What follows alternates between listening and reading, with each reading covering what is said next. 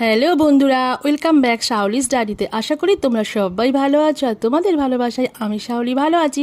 আর আজকে হলো সানডে, তো সেটা বড় কথা না, বড় কথা হলো আজকে হলো শ্রাবণ মাসের শেষ দিন সংক্রান্তি, আর আজকে মা মনসা মায়ের পুজো। তাই আমি চলে গেছি স্নান টান করে, লাল পা সাদা শাড়ি পরে, আর মা যেটা মায়ের সব থেকে প্রিয় দুধ আর কলা নিয়ে আমারই বাড়ির পাশে খুব কাছের একটা মা মনসার মন্দিরে। তো যাওয়ার সময় ভাবলাম এটাই তোমাদের সঙ্গে ভাগ করে নিই। আর এই যে দেখো, বাড়ির থেকে মনসা মন্দির যাওয়ার রাস্তাটা আমি টুকটুক করে হেঁটে চলেছি। না বন্ধুরা, উপোস আমি করিনি। আর এই দেখো, আমি ঠিক মন্দিরে এখন পৌঁছে গেছি। আর এই দেখো বন্ধুরা, আমি মন্দিরে পৌঁছে গেছি।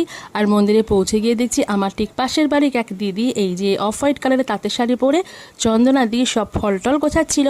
আর এই যে আমার মায়ের রূপ, কি সুন্দর লাগছে না মাকে দেখতে। আর ঠাকুর মশাই দাঁড়িয়েছিলেন, কী সব যেন বলছিলেন। তো আমি অনেকক্ষণ যেন তো এখানে দাঁড়িয়েছিলাম, মায়ের একটা সুন্দর ফটো তুলবো, কিন্তু পারছিলামই না। আসলে প্রত্যেকে মানে একে একে সবাই আসছিল মাকে পুজো দেওয়ার জন্য, তো সবাই দাঁড়িয়েছিল মায়ের সামনে। আর কি সুন্দর সাজিয়েছে না। তো চলো এবার মায়ের কাছে হাত জোর করে চেয়ে নাও যার যার মনোবাসনা।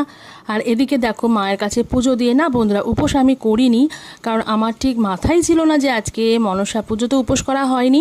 তো সব পুজো সমস্ত কিছু দিয়ে টিয়ে দক্ষিণা দিয়ে আমি এখন অবশেষে বাড়ির দিকে ফিরছি। আর এই যে হচ্ছে বাড়ি ফেরার রাস্তাটা। কিন্তু জানো তো, মন্দিরে এসে আমার মনটা খুব খুঁতখুত লাগছিল, মনে হচ্ছিল এই উপোস করলেই ভালো হতো। আসলে উপোস করলে কি হয় বলো তো, আমার উপর খুব চাপ পড়ে যায়, এত বাড়ির চাপ, কাজের চাপ। তার মধ্যে আজকে আবার সানডে, ঘর একটু পরিষ্কার টরিষ্কারের ব্যাপার তো ছিল। আর বাড়িতে বড় মেয়েও ছিল না, ও চলে গেছিলো ওর ফ্রেন্ডের বাড়িতে শিব পুজো উপলক্ষে। আর দেখো আকাশটা কেমন মেঘলা মেঘলা করেছে, মনে হচ্ছে বৃষ্টি হবে। যদিও এখন প্রায় বিকেল, আমি এডিট করছি তখনও পর্যন্ত কিন্তু বৃষ্টি হয়নি।